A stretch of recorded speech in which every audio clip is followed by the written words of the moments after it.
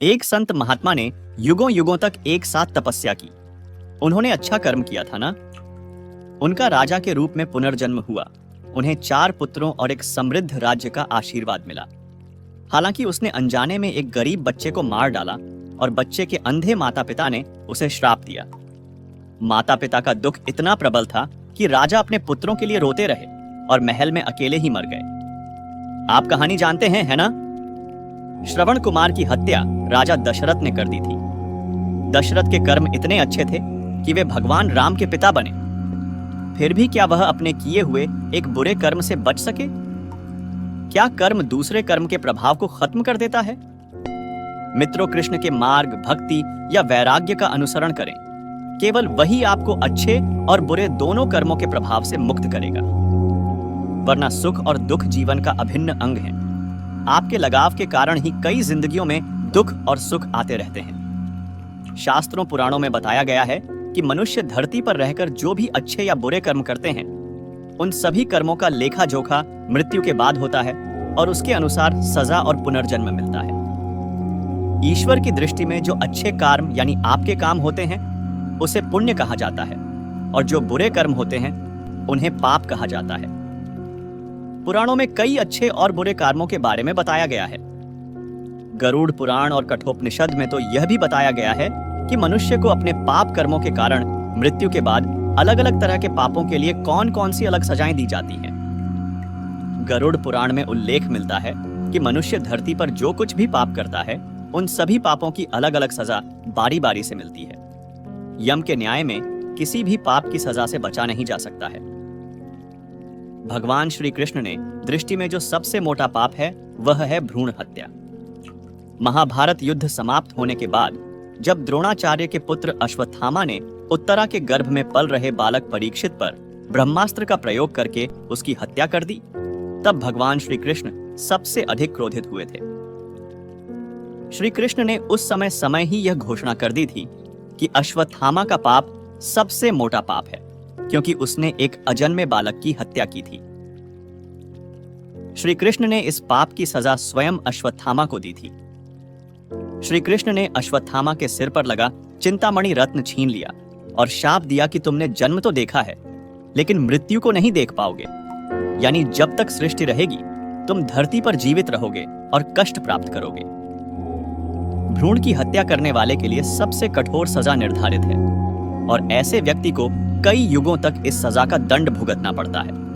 कर्म का शाब्दिक अर्थ यह कुछ को कमजोर और कुछ को मजबूत बनाता है। यह कुछ को अमीर और कुछ को गरीब बनाता है। संसार में जितने भी संघर्ष हैं, चाहे वे कुछ भी हों, कर्म के बंधन हैं। अच्छी या बुरी चीजें कर्म के आधार पर होती हैं। जब समय अच्छा हो तो दुश्मन भी दोस्त जैसा व्यवहार करते हैं, और समय की अपनी भूमिका होती है तो यह आपकी नींद, आपके मन की शांति छीन लेगा और यह आपके स्वास्थ्य को नष्ट कर देगा। मन में कोई बात चुभेगी। जब कोई बात मन को चुभती रहती है तो आप कुछ भी रचनात्मक नहीं कर पाते और दुखी हो जाते हैं। आपको दूसरों को धोखा क्यों नहीं देना चाहिए? ऐसा इसलिए है क्योंकि आप नहीं चाहते कि कोई आपको धोखा दे, है ना? जो कुछ भी आप किसी के साथ करते हैं वह आपके पास वापस आता है। यही कर्म सिद्धांत है, बहुत सरल। जब आप किसी की प्रशंसा करते हैं तो आप उनके अच्छे कर्मों को अपने ऊपर ले लेते हैं, और जब आप किसी को दोष देते हैं तो आप उनके बुरे कर्मों को अपने ऊपर ले लेते हैं। जब आप कोई मिठाई तैयार करते हैं, यदि खाना पकाने से पहले चीनी या घी बहुत कम है तो आप और डाल सकते हैं। यदि कोई अन्य घटक बहुत अधिक है तो इसे समायोजित और मरम्मत किया जा सकता है। लेकिन एक बार पक जाने के बाद इसे उल्टा नहीं किया जा सकता। दूध मीठा दही या खट्टा दही बन सकता है और खट्टा दही मीठा किया जा सकता है, लेकिन दोनों में से किसी को भी दूध का दूध नहीं बनाया जा सकता। कर्म का अर्थ है कि आपने स्वेच्छा से कार्य किया है। अच्छा बोओगे तो अच्छा काटोगे, और इसके विपरीत भी, जो कारण और प्रभाव के सार्वभौमिक रूप से ज्ञात सिद्धांत के अनुरूप है।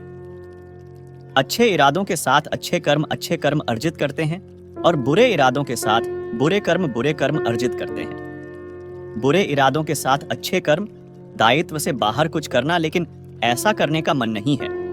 अच्छे कर्म अर्जित कर सकते हैं, लेकिन कोई बुरा कर्म भी नहीं। एक राजा महान धर्मात्मा, न्यायकारी और परमेश्वर का भक्त था। उसने एक बार ठाकुर जी का मंदिर बनवाया और एक ब्राह्मण को उसका पुजारी नियुक्त किया। वह ब्राह्मण महान सदाचारी, धर्मात्मा और संतोषी था। वह राजा से कभी कोई याचना और ना ही कोई मांग करता था। राजा भी उसके स्वभाव पर बहुत प्रसन्न था। उसने राजा के मंदिर में पूजा करते हुए 20 वर्ष गुजार दिए। उसने कभी भी राजा से किसी प्रकार का कोई प्रश्न नहीं किया। राजा के यहाँ एक बेटा पैदा हुआ।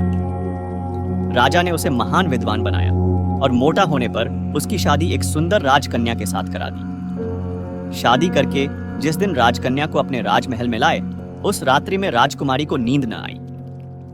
वह इधर उधर घूमने लगी। जब अपने पति के पलंग के पास आई तो क्या देखती है कि हीरे जवाहरात वाली एक तलवार रखी हुई है। जब उस राजकन्या ने देखने के लिए वह तलवार म्यान में से बाहर निकाली, तब तीक्ष्ण धार वाली और बिजली के समान प्रकाश वाली तलवार देखकर वह डर गई। वह डर के मारे उसके हाथ से तलवार छूट गई और राजकुमार की गर्दन पर जा लगी। राजकुमार का सिर कट गया और वह मर गया। राजकन्या पति के मरने का बहुत शोक करने लगी। उसने परमेश्वर से प्रार्थना की कि हे प्रभु, मुझसे अचानक यह पाप कैसे हो गया। मेरे पति की मृत्यु मेरे ही हाथों हो गई। आप तो जानते ही हैं, परंतु मैं किसी को भी यह सच नहीं बता सकती हूँ, क्योंकि इससे मेरे माता पिता और सास ससुर को कलंक लगेगा तथा इस बात पर कोई विश्वास भी न करेगा। सुबह जब पुजारी कुएं पर स्नान करने आया तो राजकन्या ने उसको देखकर विलाप करना शुरू किया और इस प्रकार कहने लगी, मेरे पति को कोई मार गया। इतनी देर में सारे लोग इकट्ठे हो गए और राजा साहब आकर पूछने लगे, किसने मारा है। वह कहने लगी, मैं जानती तो नहीं कि कौन था, परंतु उसे ठाकुर जी के मंदिर में जाते देखा था। राजा समेत सब लोग ठाकुर जी के मंदिर में आए तो ब्राह्मण को पूजा करते हुए देखा। उन्होंने उसको गिरफ्तार कर लिया और पूछा, तूने राजकुमार को क्यों मारा। ब्राह्मण ने कहा, मैंने राजकुमार को नहीं मारा। मैंने तो उनका राजमहल भी नहीं देखा है। इसमें ईश्वर साक्षी है। बिना देखे किसी पर अपराध का दोष लगाना ठीक नहीं। ब्राह्मण की तो कोई बात ही नहीं सुनता था। कोई कुछ कहता था तो कोई कुछ। राजा के दिल में बार बार विचार आता था कि यह ब्राह्मण निर्दोष है, परंतु बहुतों के कहने पर राजा ने ब्राह्मण से कहा, मैं तुम्हें प्राणदंड तो नहीं देता, लेकिन जिस हाथ से तुमने मेरे पुत्र को तलवार से मारा है, तेरा वह हाथ काटने का आदेश देता हूं। ऐसा कहकर राजा ने उसका हाथ कटवा दिया। इस पर ब्राह्मण बहुत दुखी हुआ और राजा को अधर्मी जान उस देश को त्याग कर चला गया। वहां वह खोज करने लगा कि कोई विद्वान ज्योतिषी मिले तो बिना किसी अपराध हाथ कटने का कारण उससे पूछूं। किसी ने उसे बताया कि काशी में एक विद्वान ज्योतिषी रहते हैं। तब वह उनके घर पर पहुंचा। ज्योतिषी कहीं बाहर गए थे। उसने उनकी धर्मपत्नी से पूछा, माता जी, आपके पति ज्योतिषी जी महाराज कहां गए हैं। तब उस स्त्री ने अपने मुख से अयोग्य, असह्य दुर्वचन कहे, जिनको सुनकर वह ब्राह्मण हैरान हुआ और मन ही मन कहने लगा कि मैं तो अपना हाथ कटने का कारण पूछने आया था, परंतु अब इनका ही हाल पहले पूछूंगा। इतने में ज्योतिषी आ गए। घर में प्रवेश करते ही ब्राह्मणी ने अनेक दुर्वचन कहकर उनका तिरस्कार किया, परंतु ज्योतिषी जी चुप रहे और अपनी स्त्री को कुछ भी नहीं कहा। बाद में वे अपनी गद्दी पर आ बैठे। ब्राह्मण को देखकर ज्योतिषी ने उनसे कहा, कहिए, ब्राह्मण देवता, कैसे आना हुआ। ब्राह्मण ने कहा, आया तो था अपने बारे में पूछने के लिए, परंतु पहले आप अपना हाल बताइए कि आपकी पत्नी अपनी जुबान से आपका इतना तिरस्कार क्यों करती है। जो किसी से भी नहीं सहा जाता और आप सहन कर लेते हैं, इसका कारण क्या है। ब्राह्मण की बात सुनकर ज्योतिषी ने कहा, यह मेरी स्त्री नहीं, मेरा कर्म है। दुनिया में जिसको भी देखते हो, अर्थात भाई, पुत्र, शिष्य, पिता, गुरु, संबंधी, जो कुछ भी है, सब अपना कर्म ही है। यह स्त्री नहीं, मेरा किया हुआ कर्म ही है और यह भोगे बिना कटेगा नहीं। अवश्यमेव भोक्तव्यं कृतं कर्म शुभाशुभम ना भुक्तं क्षीयते कर्म कल्पकोटिष्तेरपि। अपना किया हुआ जो भी कुछ शुभ अशुभ कर्म है, वह अवश्य ही भोगना होता है। बिना भोगे तो सभी जन्मों के गुजरने पर भी कर्म नहीं टल सकता। इसलिए मैं अपने कर्म खुशी से भोग रहा हूं और अपनी स्त्री की शिकायत भी नहीं करता, ताकि आगे इस कर्म का फल भोगना बाकी ना रहे। ब्राह्मण ने पूछा, महाराज, आपने क्या कर्म किया था। ज्योतिषी ने कहा, सुनिए, पूर्व जन्म में मैं कौआ था और मेरी स्त्री गद्दी थी। इसकी पीठ पर फोड़ा था।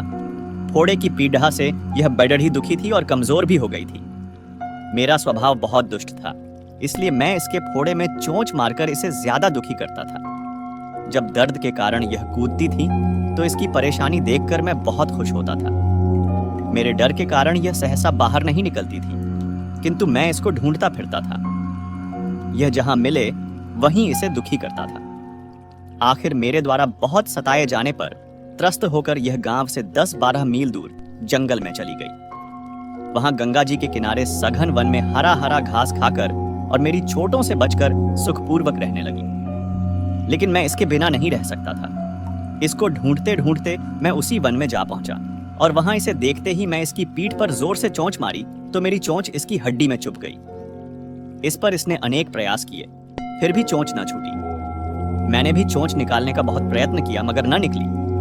पानी के भय से ही यह दुष्ट मुझे छोड़ देगा, ऐसा सोचकर यह गंगा जी में प्रवेश कर गई, परंतु वहां भी मैं अपनी चोंच निकाल ना पाया। आखिर में यह घने प्रवाह में प्रवेश कर गई। गंगा का प्रवाह तेज होने के कारण हम दोनों बह गए और बीच में ही मर गए।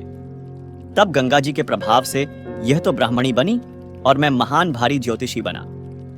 अब वही मेरी स्त्री हुई, जो मेरे मरण पर्यंत अपने मुख से गाली निकालकर मुझे दुख देगी और मैं भी अपने पूर्व कर्मों का फल समझकर सहन करता रहूंगा। इसका दोष नहीं मानूंगा, क्योंकि यह किए हुए कर्मों का ही फल है, इसलिए मैं शांत रहता हूं। तब ज्योतिषी ने कहा कि सब अपने कर्मों का ही बोलते हैं। तब ज्योतिषी ने कहा कि हे ब्राह्मण, तुम्हारी क्या समस्या है? ब्राह्मण ने अपना सब समाचार कहानी सुनाई और पूछा, अधर्मी पापी, राजा ने मुझ निरपराध का हाथ क्यों कटवाया?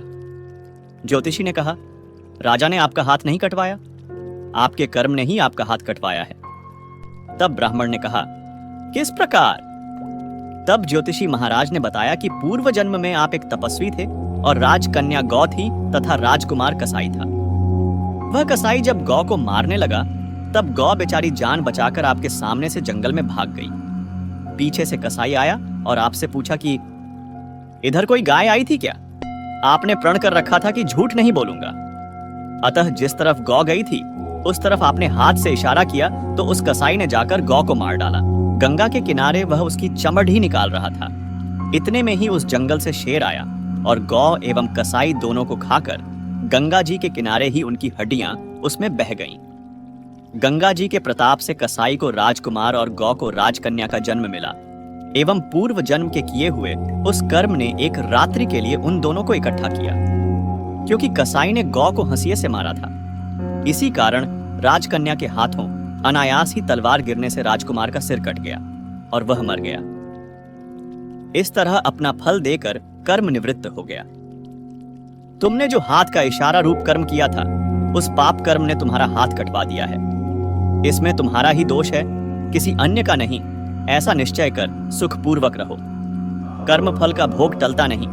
कितना सहज है ज्ञान संयुक्त जीवन। यदि हम इस कर्म सिद्धांत को मान लें और जान लें तो पूर्वकृत घौर से घौर कर्म का फल भोगते हुए भी हम दुखी नहीं होंगे, बल्कि अपने चित्त की समता बनाए रखने में सफल होंगे।